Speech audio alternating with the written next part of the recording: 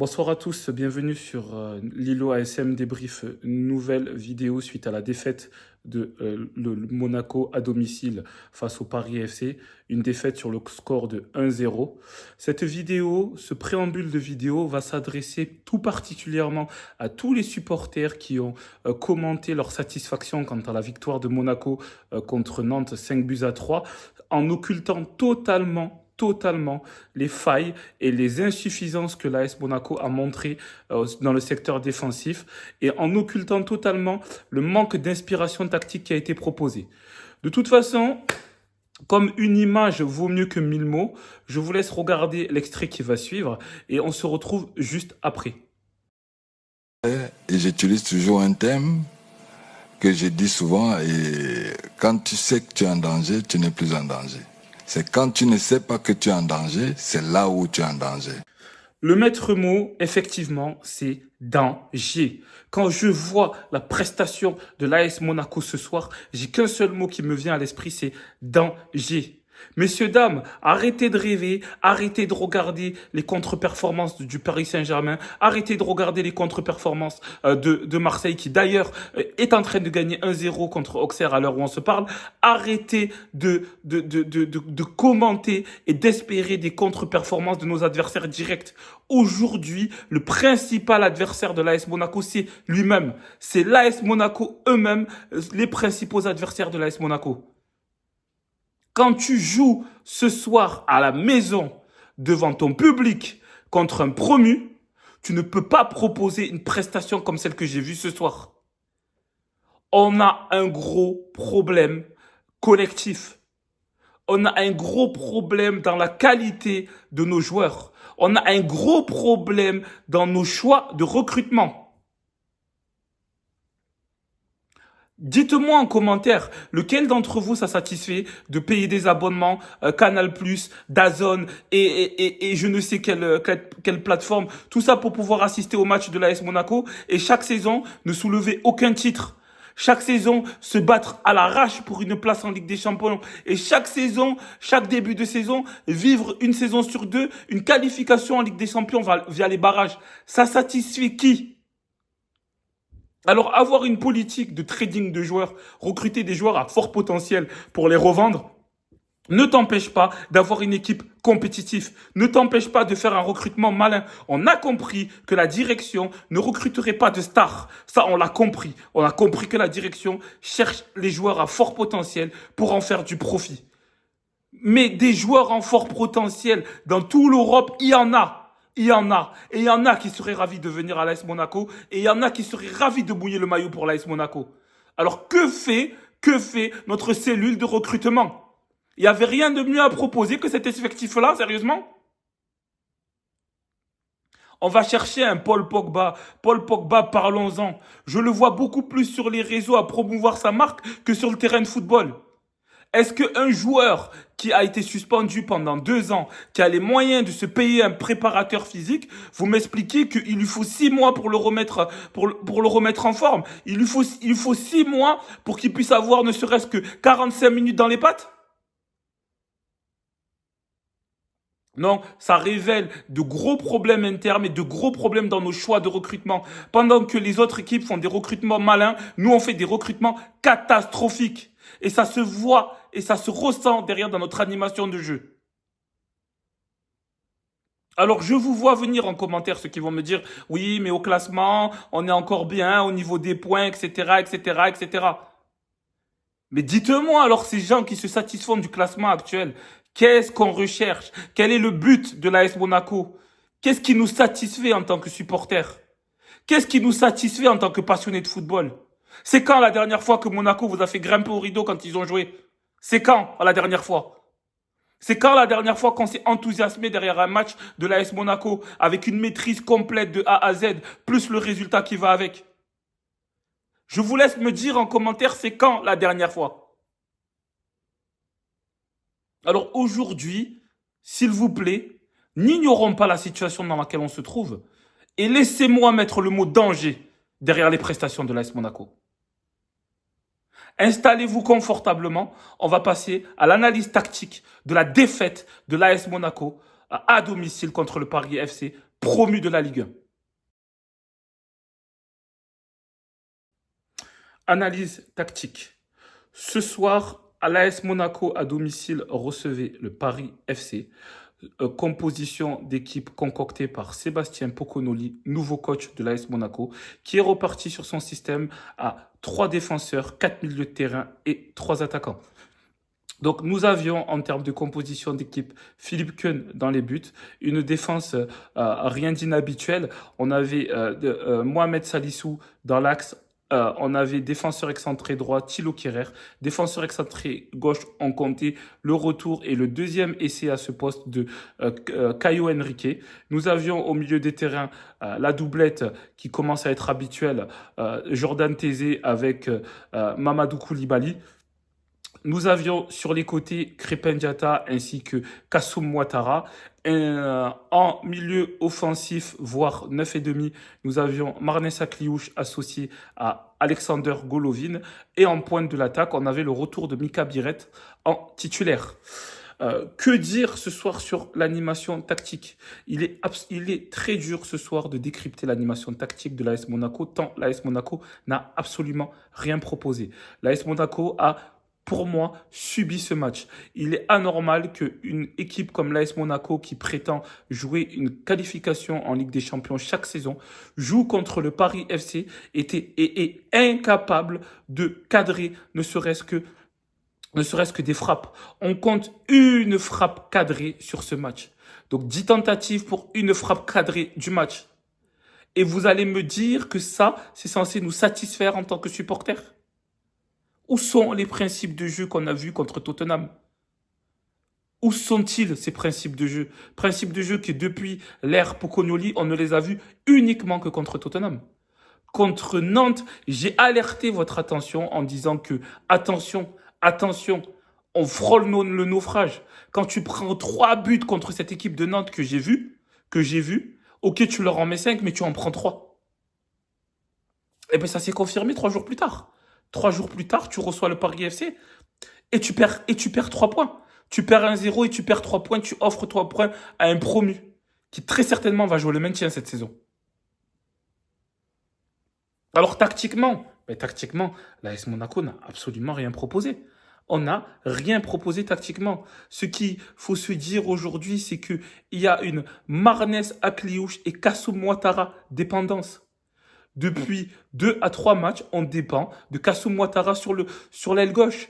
Mais de toute façon, je veux pour preuve que le jeu pense à gauche. Le jeu penche cruellement à gauche. Et dès que le ballon revient dans l'axe, le seul joueur capable à chaque fois de nous trouver la lumière, de nous créer quelque chose, c'est Marnès Akliouche. Mais il ne faut pas oublier que ces 2 joueurs-là sont des êtres humains qui ont besoin de rentrer dans un turnover, qui ont besoin de souffler. Et bien, dès lors que tu les as sortis, que tu remplaces Kassoum Ouattara par Stanis Ndumbo, qui n'a pas du tout été bon et qui nous coûte d'ailleurs 1 but, lui et Caio Henrique qui nous coûtent 1 but, expliquez-moi comment un joueur de football professionnel, sur un côté, en situation de centre, peut aller se jeter de cette manière. Même si tu me dis que c'est un joueur qui a l'habitude de jouer en attaque, qui n'a pas l'habitude de se retrouver à ce type de poste, je suis désolé, il est anormal qu'un joueur professionnel de ce niveau puisse aller se jeter de cette manière. Et quand bien même il se jette, Caio Henrique, qui est censé être défenseur axe gauche, où es-tu pour faire la deuxième lame? Pourquoi es-tu aussi loin de Stanis Ndumbo sur cette action? Que fais-tu dans l'axe? Et encore une fois, 3 ou 4 joueurs monégasques dans l'axe. Le seul joueur du Paris FC, c'est Moses Simon. Et c'est encore Moses Simon qui nous fait ficelle. À un moment donné, je pense qu'il y a un gros problème de préparation mentale dans cette équipe.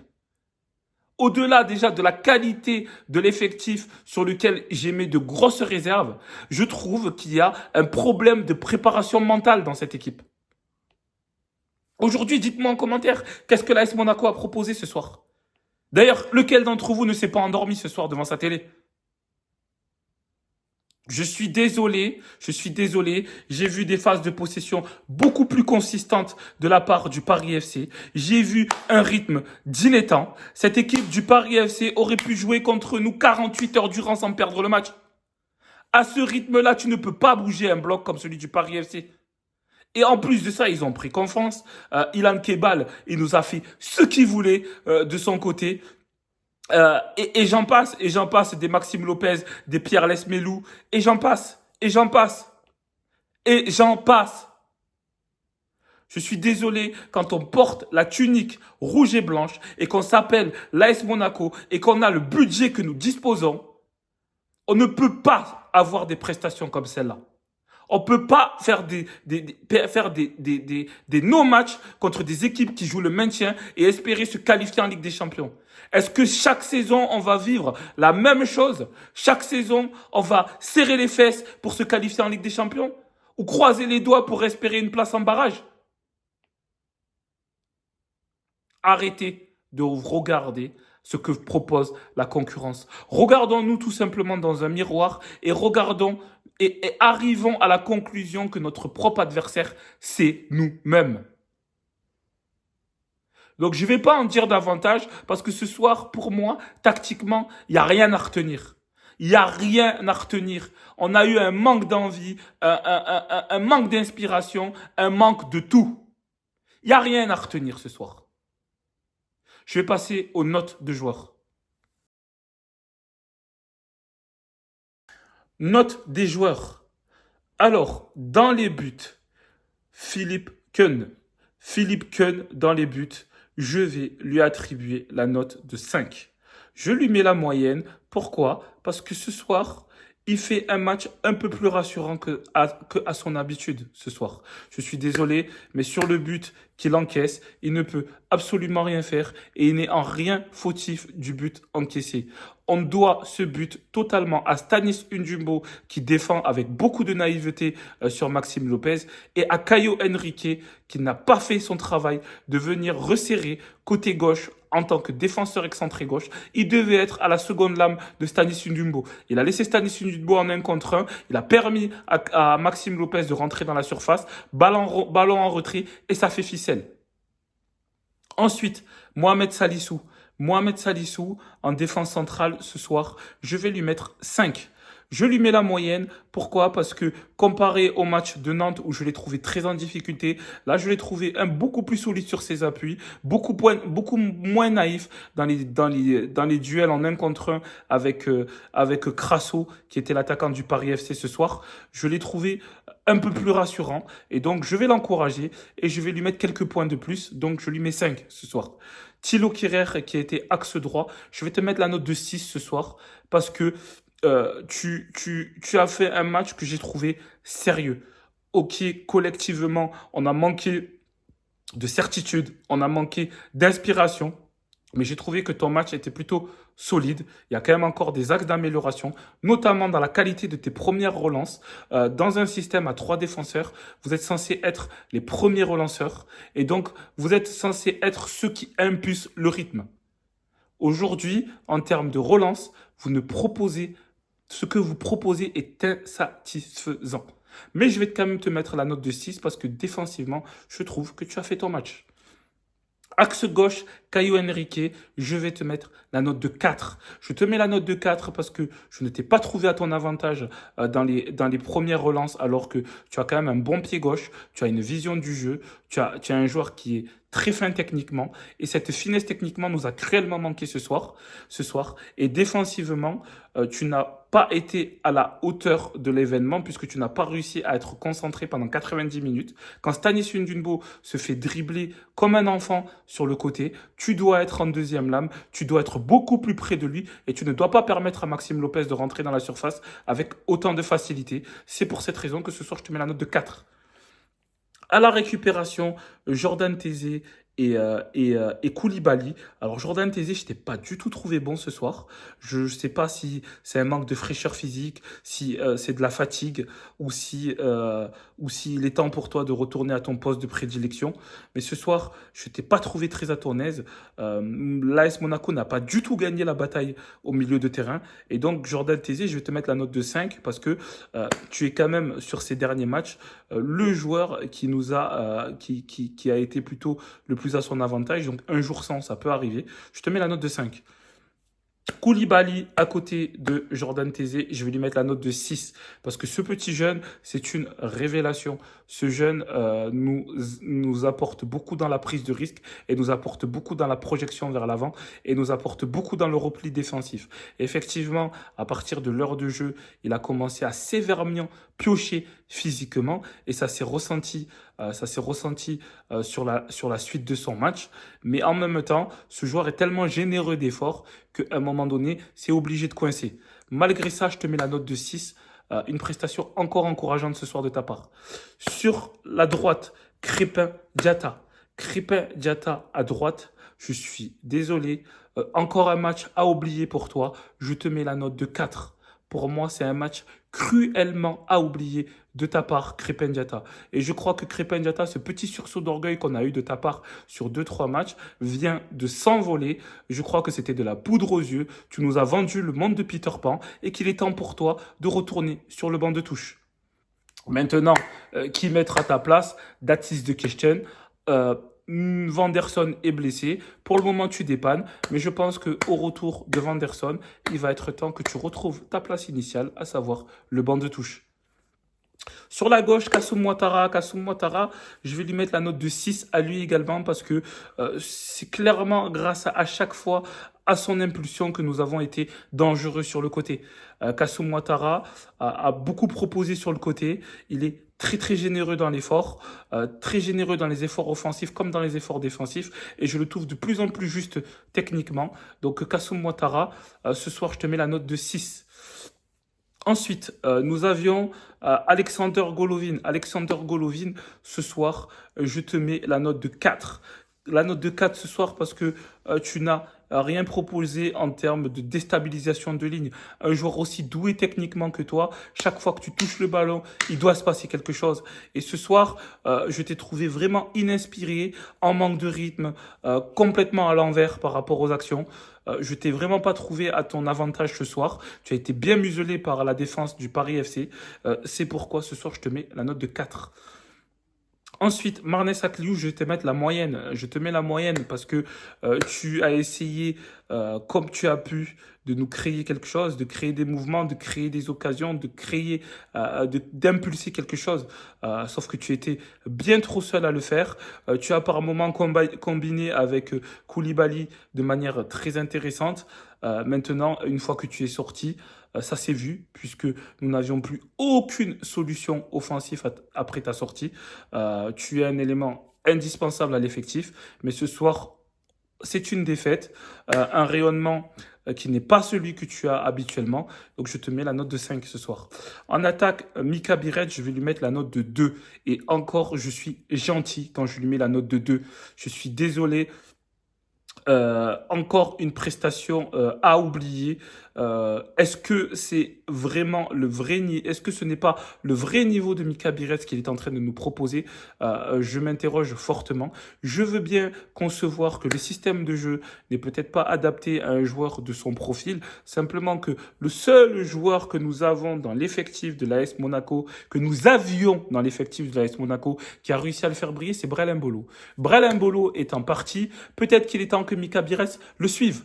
Donc, à bon attendeur, René et Renez, si vous voulez faire une offre à Mika Biret pour reconstituer la doublette Mbolo-Biret, eh ben nous sommes preneurs. Si une offre satisfaisante venait à être sur la table, si j'étais dirigeant de l'AS Monaco, je le vends, mais sans aucune hésitation. Je le prends par la main, je le mets dans ma voiture, je l'amène à l'aéroport et je m'assure qu'il arrive à Rennes sain et sauf et qu'il passe sa visite médicale sans encombre. Aujourd'hui, Mika Biret, je suis désolé, l'AS Monaco te remercie pour les services rendus, mais il est peut-être temps d'aller voir ailleurs si nous y sommes. Au niveau de l'apport des remplaçants, je ne vais même pas noter les remplaçants, sauf Stanis Udumbo, à qui je mets la note de 1. Je mets la note de 1, offensivement introuvable, aucun apport, un repli défensif plus que discutable. Si tu n'as pas envie de revenir défendre, ne reviens pas défendre. Si c'est pour revenir défendre et nous faire ce que tu nous as fait ce soir, je suis désolé, mais ne reviens pas défendre en fait. On va se passer de toi défensivement, sérieusement. Ça fait 2 ou 3 matchs que tu ne joues pas, que tu ne rentres même pas en jeu. Et là, le coach te donne sa confiance, il te fait rentrer, c'est comme ça que tu le remercies? Je suis désolé, mais je lui mets la note de 1 ce soir. Et il mérite vraiment pas plus.